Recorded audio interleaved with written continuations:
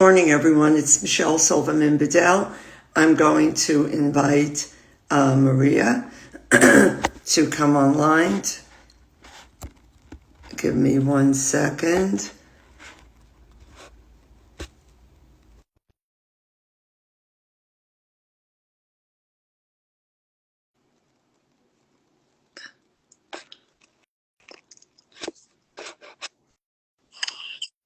Maria, Yeah, hi. that was Good, easy. good Okay, job. good job. Okay, I'm just setting my camera. Okay, today we're going to be speaking about climate change and resilience and the importance to really recognize the need for climate resilience structures. So, and it impacts mortgages and it impacts the way we practice real estate. And really, I think it's becoming a real issue in light of all the different climatic uh, uh, uh, Events. happening events. Yeah, Thank you, around the country and around the world. yeah. But in this country, really, you have to when you buy real estate, you have to start thinking about what impacts the structure. So when you're living in states like Florida, where I am now, Where you Florida, are today. We're right? so jealous. Florida or Louisiana or Georgia or different parts where it's the Gulf states or even on the Atlantic coast, you have to be concerned with wind, right? Yep, Winds, surge, hurricanes, just erratic kinds of climatic changes. And if you're living in the West Coast, for instance, you have to be very concerned, as we all know, about yep. wildfires and about shortage of water and drought. If you're in the desert, if you're living in the Northeast or the very high in the Northeast near Canada, you really have to be concerned with um, snow, right? And really bad winters. So all of these different, or even in the Midwest, right? You have a lot of tornadoes. Right. So you have to be concerned and be alert to these when you're buying property. So when you're buying property, for instance, in the South, wind is a big factor. One may not get insurance if you own an old property or you do not have a roof or recently replaced roof. So these are becoming issues when it impacts real estate, Yep, and it also affects the values, yep.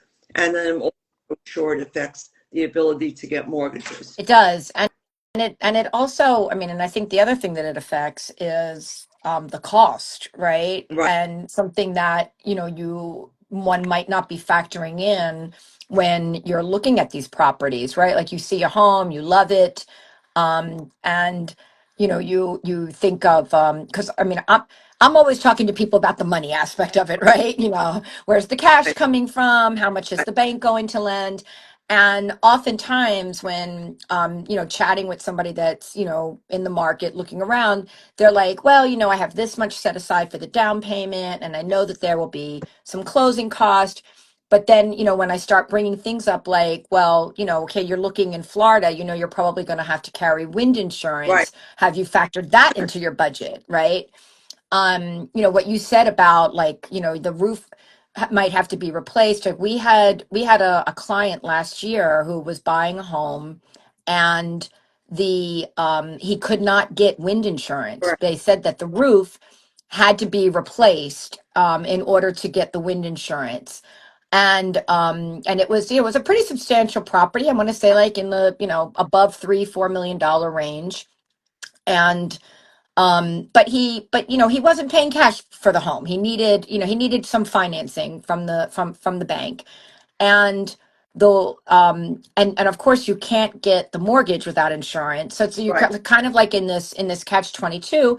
And at the same time, he wasn't about to replace the roof because he wasn't the owner of the home yet. right, So the way we got creative with that was we actually were able to get forced placed lender wind insurance, which was very expensive. I mean, I want to say like $15,000, wow, something like in that range. But it allowed him to at least buy the home, replace the roof, and then go and secure, his own wind insurance, hopefully at a much lower cost. But those are the things that I think, I mean, for sure, this couple was not thinking, that they were going to run into that sort of issue, right?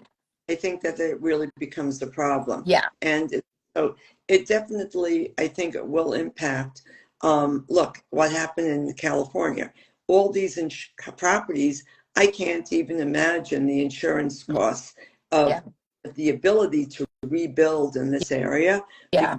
Will just be, the cost will be just monumental. Yeah. So it'll be almost prohibitive. So Yeah. really, what do you do in these cases? I think going forward, though, people will really, or builders or communities will have to adhere to really different kind of building codes Yes. and climate. It'll have to be sustainable kind of construction, right? Yes. Stand the tornadoes, to withstand like hurricanes, to Yeah. withstand fires. Right.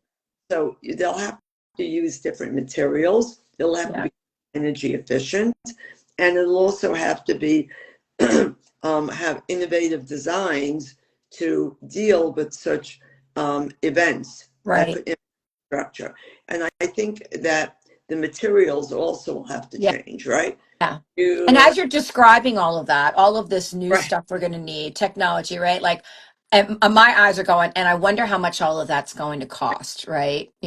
So, Well, um, but, when if you are somebody who's ever, been a victim of any of that, right? I have so many friends who've owned properties like in beach areas, right? And have had some sort of flooding or hurricane issues, and of course, and I know some, I fortunately don't know any of my friends in California that were affected, their homes by the fire, but it's devastating, right? And then having to like rebuild, to rebuild everything, even with insurance, there's always going to be, additional costs there. I think also a lot of the companies have pulled out in these high risk They areas. have. They have. It's increasingly more difficult for people to obtain certain types of insurance depending on the property, what the market is. And,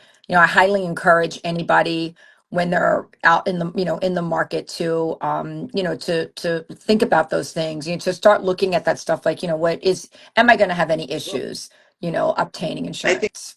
it's only insurance. I mean, a lot of these communities, if you're buying into a community, you have to be, Mm. and we've spoken about this before, how does a hurricane impact, or how do these climate events impact your assessments, right? Right. Assessments will go up. Possibly your taxes can go up Yeah. to pay for all of these events. Right. So you really have to look at and really understand what you're buying, where you're buying, and really what it impacts. I Yeah. think it's it'll be interesting to see going forward how these communities. I heard that there were new laws, and I have to validate it. That if you're buying in communities where there are assessments or where you have an HOA, that when you buy, you may have to put more money in to account for future renovations Yeah. or future Yeah. events from the. So It's so funny you would bring that up because I actually just saw that on a contract for that somebody's buying down in, I think it actually is it's either in Florida or in Maryland, where it's almost like they're having to pay like kind of an initiation fee, if you will, into the HOA, but it is specifically for that to put aside for future reserves. right, for future events, because Yeah. Yeah. people say, well, we don't want to pay for it, right? And then Right. the building collapse or something really Right. terrible into the structure or to the community, Yeah. right? I think it's very important to really understand what you're buying and where you're buying. And it really also, I think going forward, it may be very interesting to see, because many of these events happen in very desirable real estate Ye- areas where the rent is Yes. very high, Yes. right? Where people really want to live. People want to live on the coast. People want to live in Right. the Carolinas. People want to live because the weather's better, because That's they're right. at the ocean. And you really have to understand, well, really, but how can this affect my values going forward? And I was reading something very interesting this morning. It was posted. I think it was in real estate in depth, that the values in certain parts of the country are starting to fall. And because there's been an overproduction of new homes, and specifically in the South and Interesting. Southwest. And because I think a lot of it has to do with the climate Right. and a lot to do with overbuilding. And where the inventory is increasing more than in other parts of the country, such as the Northeast. Right. You Right. have to really look at everything, and will the values be affected by climate? They predict they will be. Right. So going forward, it should be interesting to see if zoning changes, if building codes change, if you really have to build a much sturdier structure, maybe with different materials, more energy efficient, and a green kind of building. And also, Right. government, I guess, not interferes, but interacts with the events of climate. Right. And I think that will be discussed going forward. Yeah. So if there's any questions, any other points, Marie? No, no, I feel like you said, I think it's a really, it's a great topic. It's not something that I think gets talked about frequently enough. And, but it's also like, there's also, like you said, I think great opportunity for, for builders, for engineers, right? Like to look at what's happening, climatically, like you said, and, what's going to take the next generations, in housing. Right. Okay, guys. Well, if anybody, we will be speaking, I believe, on escrows next week. And hopefully on either Monday or Friday, we'll continue the discussion on escrows and the importance and the meaning of Yeah. escrows. Yes. Have a great weekend. Have a great weekend. Enjoy Florida. I'm so Thank you. jealous. It's okay, I'll be returning Sunday. All right. Take care. Bye-bye.